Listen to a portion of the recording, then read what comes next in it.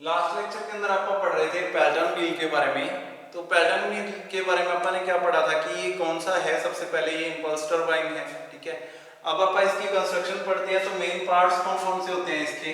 सबसे पहले जो है आपको जो चीजें मेन दिखाई दे रही हैं वही है। सबसे पहले आ गया सबसे इंपॉर्टेंट गाइड सिस्टम आ गया। इसको गाइड बोलते हैं, गाइड सिस्टम, ठीक है। जिसके अंदर स्पेयर आ गया और नोजल, ठीक है।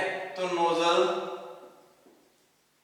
एंड गाइड सिस्टम, ये इंपॉर्टेंट पार्ट है। सबसे पहले इसी से जो है वो वर्क करना स्टार्ट करता है, ठीक है।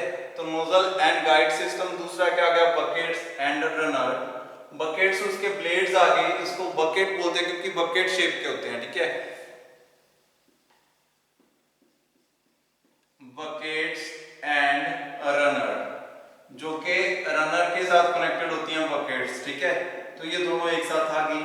तीसरा क्या आ गया इसके अंदर, केजिंग आ गई, जिसकी रिक्वायरमेंट नहीं है, मैंने आपको बताया था, लेकिन फिर भी आप यूज करते हैं to overcome the chances of splash of water, ठीक है। वाटर जो है वो बाहर स्प्लैश ना हो, बाहर ना जाए, उसके कारण कई बार जो होता है, अपने पंप पढ़ा था, पंप के अंदर एक केजिंग थी जो कि सेंट्रीफ्यूगल पंप के अंदर थी। तो सेंट्रीफ्यूगल पंप के अंदर उसकी केजिंग की रिक्वायरमेंट थी, ठीक है। ऐसे ही आगे कैप्लान टरबाइन आएगी, उसके अंदर उसकी केजिंग की रिक्वायरमेंट होगी, केजिंग के बिना वो काम नहीं कर पाएगी। लेकिन पैटर्न व्हील के मामले में ऐसा नहीं है।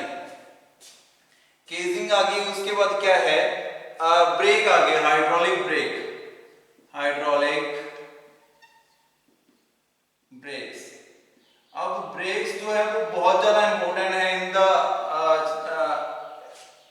टरबाइन सिचुएशंस, क्योंकि टरबाइन जो है कई बार ओवर स्पीड में चली जाती है, बहुत ज्यादा एक्सेस स्पीड में चली जाती है, ब्रेक फेल हो जाते हैं इनके, जिसके कारण ये बहुत सारा नुकसान पहुंचा देती हैं। तो ब्रेक्स बहुत ज्यादा इंपॉर्टेंट है इसको स्लो करने के लिए, इसको रोकने के लिए, ठीक है।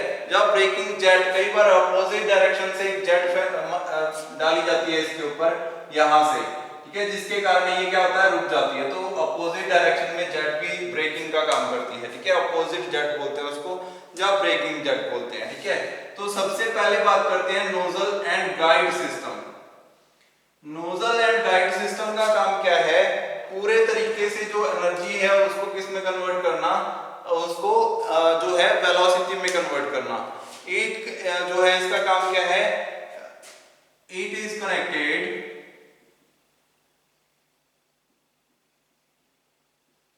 at the end of pen stroke. Pen stroke के एंड में ये लगी रहती है, ठीक है। पेन स्ट्रोक जो है पाइप है जो कि वाटर यहां तक लेके आएगी, उसके एंड में जो है वो नोजल कनेक्टेड है, और उस नोजल का काम क्या है, वो क्या करती है, इस वाटर जेट को किस में कन्वर्ट कर देती है, जो वाटर है उसको एक जेट में कन्वर्ट कर देती है। It converts pressure water into a velocity jet। velocity jet एक वेलोसिटी जेट के अंदर कन्वर्ट कर देती है, एक जेट बना देती है, ठीक है, जिसके अंदर बहुत ज्यादा वेलोसिटी हो, ठीक है। तो ये किसका काम है, नोजल का। गाइड मैकेनिज्म क्या करता है, guide mechanism helps the nozzle to increase or decrease the flow and kinetic energy as required, ठीक है। गाइड मैकेनिज्म क्या करता है, जो वेलोसिटी ऑफ फ्लो है उसको कम ज्यादा कर सकता है, जेट की स्पीड को कम ज्यादा कर सकता है, ठीक है। इसका ये गाइड मैकेनिज्म का काम है, ठीक है। तो ऐसे ये वर्क करते हैं, ठीक है। तो जब स्पेयर को आगे की ओर पुश करते हैं तो वो क्या करता है, एरिया कम कर देता है, जिसके कारण वेलोसिटी और ज्यादा बढ़ जाती है। जब उसको बैक साइड की ओर पुल करते हैं तो क्या करता है, एरिया डिक्रीज कर देता है, जिसके कारण एरिया इंक्रीज कर देता है, जिसके कारण जेट तो बनती है, लेकिन उसके अंदर वो स्पीड नहीं रहती, प्रेशर बढ़ जाता है थोड़ा सा, ठीक है। तो ये सारी सिचुएशंस होंगी जिसके कारण आपका क्या है, नोजल एंड गाइड मैकेनिज्म का यूज करते हैं इस वाली टरबाइन के अंदर। ठीक है। तो यहाँ पे क्या है, ये नोजल एंड गाइड सिस्टम है जो कि इसको मेन चलाने का काम कर रहा है। वो क्या कर रहा है, प्रेशर एनर्जी को वेलोसिटी में कन्वर्ट कर रहा है, ठीक है। और वो ऑटोमेटिकली आगे चल के व्हील्स के बकेट के ऊपर एक जेट फेंकता है, जो जेट जाके उस रनर को रोटेट करवाएगी। नेक्स्ट आती है इसकी केजिंग, ठीक है, पैटर्न व्हील की केजिंग। केजिंग का क्या सिस्टम होता है इसके अंदर, पैटर्न व्हील के अंदर casing is not an essential part of this turbine. इसके अंदर केजिंग कोई जरूरी नहीं है, ये जस्ट एक एक्सेसरी है जिसके जरिए क्या किया जा सकता है, जो वाटर जेट है उसको क्या है, स्प्लैश होने से it prevents the water from splashing around the turbine। Turbine के चारों तरफ वो स्प्लैश ना हो, बाहर ना गिरे, ठीक है। उसको रोकने का काम किसका होता है, ये जो वाटर जेट है उसका काम होता है, ठीक है। सॉरी, जो केजिंग है उसका काम है। और इसके अंदर कोई पर्टिकुलर इसका जो है टरबाइन के अंदर केजिंग का कोई यूज नहीं है, सिर्फ स्प्लैश को रोकने के लिए, ठीक है। और या कुछ एक्सीडेंट्स को रोकने के लिए, ठीक है, जो कि कई बार एक्सीडेंट हो जाते हैं, कई बार कोई ब्लेड टूट गया या कुछ ऐसा काम हो गया, तो ये जो इसकी बाउंड्री है, केजिंग है, उसको स्मॉल मटेरियल, हल्के मटेरियल से भी बनाया जा सकता है, जैसे फाइबर हो गई, ठीक है, या कुछ ऐसी कोई चीज जिसके कारण जो है इसको बस अपन ने कंट्रोल करना है स्प्लैश को, और इसकी कोई बेसिक रिक्वायरमेंट है नहीं, ठीक है। उसके बाद आता है buckets and runner. Buckets and runner, bucket and runner क्या होते हैं, एंड रनर, रनर होता है एक मेन रनर जो कि कनेक्टेड रहता है आगे चल के जनरेटर के साथ, जो कि जनरेटर को रोटेट करवाएगा, ठीक है। तो इसके अंदर क्या है, पैटर्न व्हील के अंदर ये सर्कुलर होता है, runner is a circular disc जिसकी पेरिफेरी के ऊपर क्या रहते हैं, बकेट शेप के ब्लेड्स फिक्स्ड रहते हैं, ठीक है। On the periphery of this disc, on the periphery of this disc, number of bucket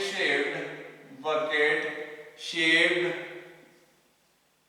blades are connected, ठीक है। ये बकेट्स आ गई। तो इन बकेट्स का काम क्या है, these buckets converts the water jet velocity into pressure energy to rotate the wheel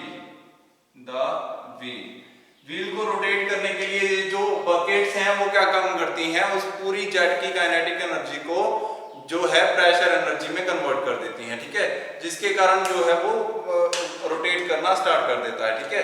और उसके बाद लास्ट आ गया इसके अंदर, अब ये जो बकेट एंड रनर है उसका काम भी पता चल गया आपको। उसके बाद लास्ट है हाइड्रोलिक ब्रेक्स। तो हाइड्रोलिक ब्रेक्स किस लिए यूज होते हैं, ताकि उसकी स्पीड को कंट्रोल किया जा सके, उसको रोकने में हेल्प की जा सके, ठीक है। तो लास्ट क्या आ गया, हाइड्रोलिक ब्रेक्स। लिख लेते हैं इसको भी थोड़ा सा, हाइड्रोलिक ब्रेक, हाइड्रोलिक ब्रेक्स ये क्या काम करते हैं, ये स्पीड मेंटेन करने के लिए, स्लो करने के लिए, इसको रोकने के लिए, ठीक है, ये सारे काम करते हैं। It is used to maintain speed limit and to stop the wheel runner in condition of emergency condition में उसको रोकने के लिए, ठीक है। तो ये सारा क्या है जो है हाइड्रोलिक ब्रेक इसके अंदर यूज किए जाते हैं, जो कि मेन शाफ्ट के साथ कनेक्टेड होते हैं। तो अब अपन ने पैल्टन व्हील के बारे में पढ़ा। नेक्स्ट अब आप पढ़ते हैं फ्रांसिस टरबाइन के बारे में। ये थी इंपल्स टरबाइन। अब आपको पता चलेगा कि इंपल्स टरबाइन और रिएक्शन टरबाइन के अंदर क्या डिफरेंस होता है। रिएक्शन टरबाइन के अंदर क्या होता है, मैंने आपको बताया कि फ्लूइड जो है उसको नोजल के जरिए नहीं पास करवाया जाता, उसको वेलोसिटी में कन्वर्ट नहीं किया जाता, वो एज इट इज जैसे आ रहा है वैसे ही उसका यूज किया जाता है। ठीक है, तो नेक्स्ट आती है फ्रांसिस।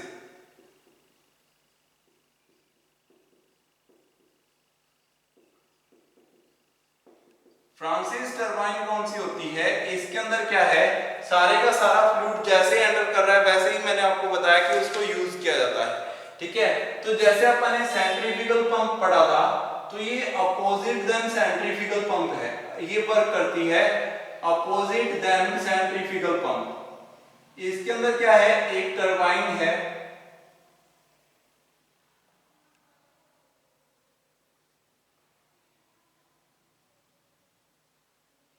अब जो सेंट्रीफ्यूगल पंप था उसके अंदर क्या था, सेंटर से फ्लूइड को सक करता था वो, और इस पाइप के जरिए फ्लूइड को बाहर भेजता था।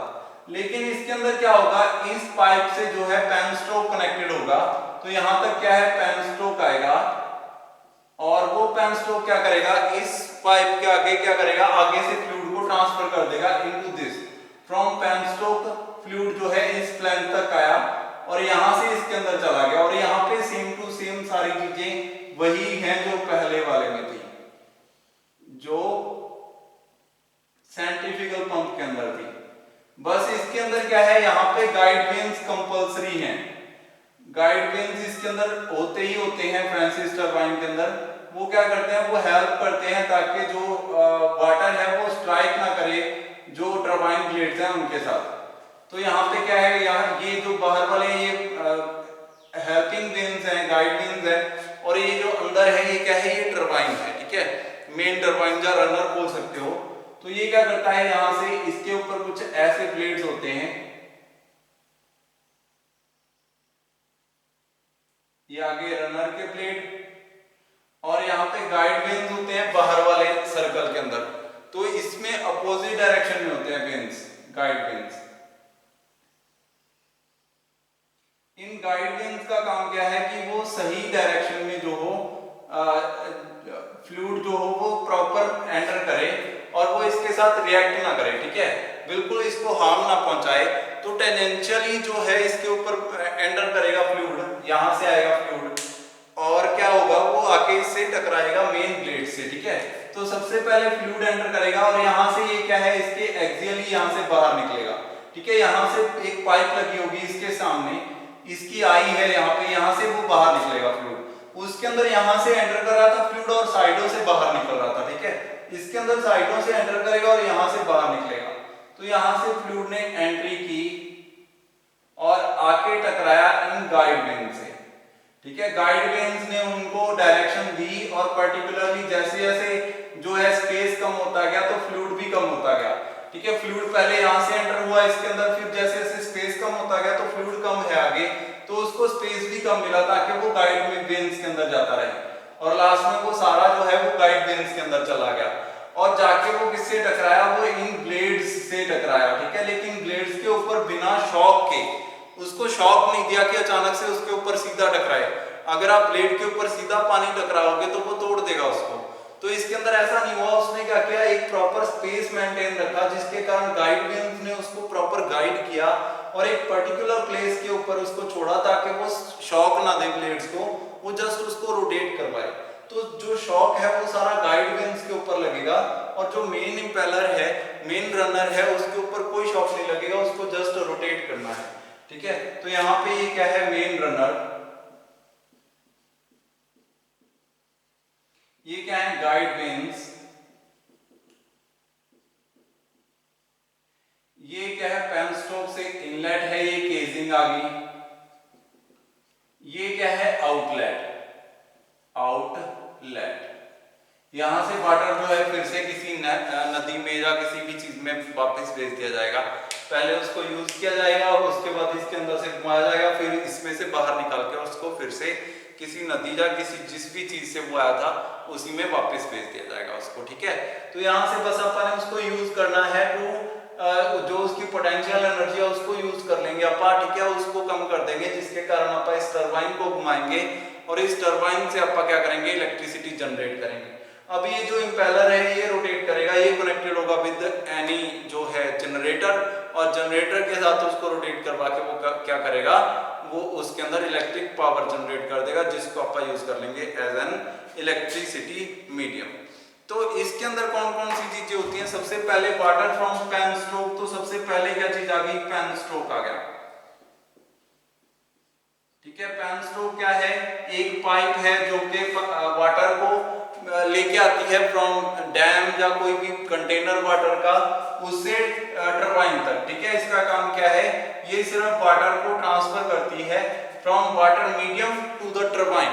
एक पाइप है ये, ठीक है, बहुत हैवी पाइप है, बड़ी पाइप है जो कि वाटर को क्रॉस करवाती है एक जगह से दूसरी जगह पर। दूसरा इसके अंदर क्या आ गया, गाइड मैकेनिज्म, बहुत इंपॉर्टेंट है, गाइड मैकेनिज्म। इसका काम क्या है, it delivers hydraulic fluid liquid to runner without shock, बिना शॉक के गाइड पिंस तक, सॉरी रनर तक फ्लूइड को पहुंचाने का काम किसका है, गाइड मैकेनिज्म का, ठीक है। गाइड मैकेनिज्म को अपन एडजस्ट भी कर सकते हैं अकॉर्डिंग टू द फ्लो, कितनी स्पीड पर वाटर आ रहा है उस हिसाब से अपन उसको जो है एडजस्ट कर सकते हैं, इसके एंगल को एडजस्ट कर सकते हैं, ठीक है। It can be adjusted as the speed of flow, ये भी अपन इसके अंदर लिखेंगे। और क्या चीज होती है, इसका रीजन क्या होता है यहाँ पे रहने का, एक तो इसने शॉक को कम करना है, ठीक है, एक इसने जैसे जैसे as the water circulates encasing the space of casing, space between casing and guide vanes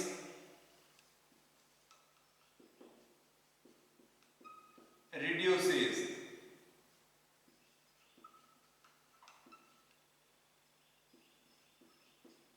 क्यों रिड्यूस होता है वो, ताकि वो जो फ्लूइड है वो किस में एंटर कर सके, वो डायरेक्ट गाइड वेन्स के अंदर जो है वो एंटर कर सके, so that all the fluid, जो भी उसके अंदर फ्लूइड है वो सारा क्या कर सके, all the fluid reaches to the runner, runner के अंदर पहुंच सके सारा फ्लूइड, ये उसका रीजन है, ठीक है। तो यहाँ पे क्या है, एक गाइड मैकेनिज्म तक पहुंचाने के लिए क्या किया जाता है, एक ऐसा जो है उसका स्पेस कम होता रहता है कंटिन्यूअसली, ताकि जो है फ्लूइड जो है वो डायरेक्टली कहां पहुंच सके, रनर तक पहुंच सके, ठीक है, और बिना किसी शॉक के पहुंच सके। और इसको एडजस्ट किया जा सकता है फॉर डिफरेंट कंडीशंस, जैसी भी रिक्वायरमेंट है वैसे इसको एडजस्ट किया जा सकता है, ताकि ये क्या कर सके, प्रॉपर जो है मेंटेन रखे इसके अंदर, ठीक है। तो ये क्या है, यहाँ पे इसके अंदर थोड़ा सा स्पेस होता है जिसके इसको एडजस्ट किया जा सकता है गाइड मैकेनिज्म को, ठीक है। अब उसके बाद गाइड मैकेनिज्म के बाद नेक्स्ट क्या होता है इसके अंदर, रनर, ठीक है। गाइड मैकेनिज्म के बाद नेक्स्ट इंपॉर्टेंट क्या होता है, रनर। रनर का क्या काम होता है, वो रोटेट करता है विद, जब गाइड वेन से जो है फ्लूइड एंटर करता है उसके ऊपर तो वो रोटेट करता है रनर। तो रनर क्या है, ये एक इंपेलर है जो कि रोटेट करता है विद द हाई स्पीड, जब उसके ऊपर फ्लूइड एंटर करता है, ठीक है। It rotates as the fluid, the water strikes on it and gives motion to a generator, connected with it, generator connecting with it, connected with it, इसके साथ एक जनरेटर कनेक्टेड है और उसको ये कंटिन्यू क्या करता है, पावर देता है। ठीक है, तो ऐसे ही क्या है, रनर एक रोटेटिंग डिवाइस है जो कि रोटेट करता है कंटिन्यूअसली जब उसके साथ वाटर स्ट्राइक करता है। ठीक है, गाइड मैकेनिज्म इसके लिए यूज किया जाता है। गाइड मैकेनिज्म का क्या काम है, guide mechanism is provided so that no shock of water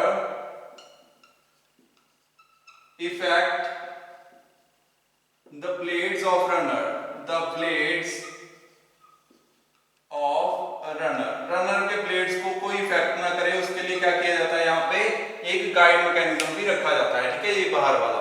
तो यहाँ पे क्या है, इसके ऊपर भी ब्लेड्स होते हैं। तो मैंने आपको बताया था कि इट कंसिस्ट ऑफ, जो रनर है उसके बारे में क्या लिखोगे, it consist of number of, जो टेंजेंशियल जो है उसके ऊपर ब्लेड्स रहते हैं जो कि कर्व्ड शेप के होते हैं, ऐसे नंबर ऑफ ब्लेड्स इसके ऊपर होते हैं। तो ये आप सारी चीजें ये लिखेंगे कि वो नंबर ऑफ ब्लेड्स जो है वो ऐसे एडजस्टेड होते हैं और सेंटर में उसके एक आई होती है जिसके अंदर क्या है, वैक्यूम जो है, जब उसके अंदर फ्लूइड स्ट्राइक करके अंदर की ओर जाएगा तो उससे जो है ड्राफ्ट से वो बाहर निकल जाएगा। ठीक है, रनर के बाद इसको जो है ये ड्राफ्ट एरिया, इसको ड्राफ्ट बोलते हैं, आउटलेट या draft tube, draft.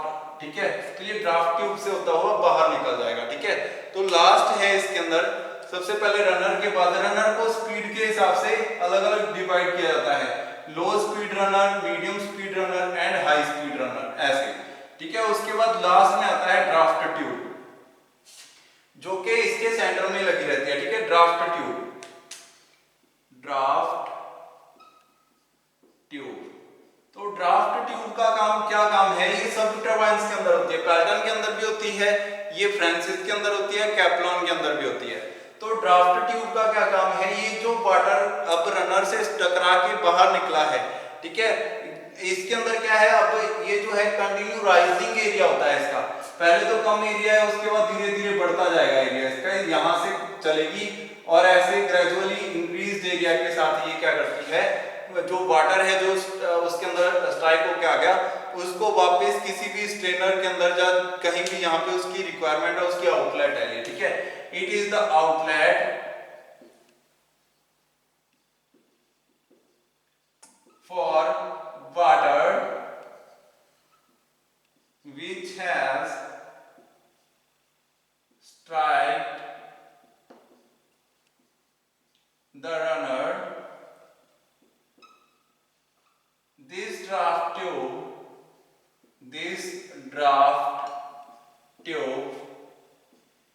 is of gradually increased area and deliver the water, outlet water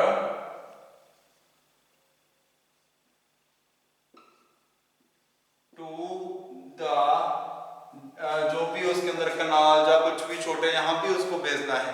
ठीक है, वहां तक उसको पहुंचा देती है। ठीक है, कोई भी यहाँ पे एरिया किसी भी चीज के अंदर जो है उसको वापस भेजना है। ठीक है, जो है वाटर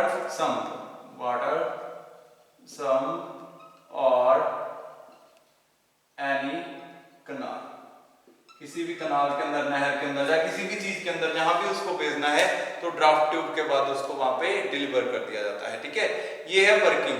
अब यहाँ पे वर्क कैसे करता है वो वर्किंग मैंने आपको बता दी, यहाँ से फ्लूइड एंटर करता है, उसके बाद ये वर्किंग पैटर्न भी इनकी भी लिखनी होगी उसके बाद। ठीक है, थोड़ी सी वर्किंग लिखनी है। फ्लूइड जो है वो एंटर करता है, गाइड वेन्स उसको गाइड करते हैं, रनर प्लेट्स के साथ वो टकराता है जिसके कारण रनर प्लेट्स रोटेट करते हैं और वो रनर प्लेट्स जो है वो क्या करते हैं, जो रनर है वो किसके साथ कनेक्टेड होता है, जनरेटर के साथ, और वो जनरेटर को रोटेट करवाता है और वो जनरेटर जो है वो इलेक्ट्रिसिटी जनरेट करता है।